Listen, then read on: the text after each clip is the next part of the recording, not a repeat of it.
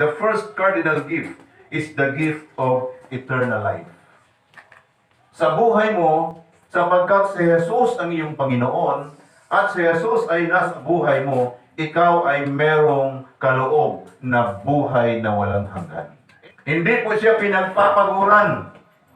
Nasasabi mo, kailangan kong manalangin 5 times a day, kailangan kong gumawa ng mabuti every day, kailangan ko kung ano mga bagay para ma-reach out ko ang buhay na walang hanggan. No. Ang buhay na walang hanggan ay kaloob ni Jesus. Amen!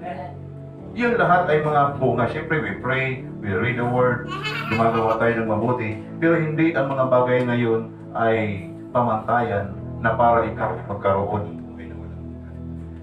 As a child of God, or as a child of God, bilang mananampalataya, anak ng Diyos, ikaw ngayon ay may buhay na walang hanggan. 1 John chapter 5 verse 13.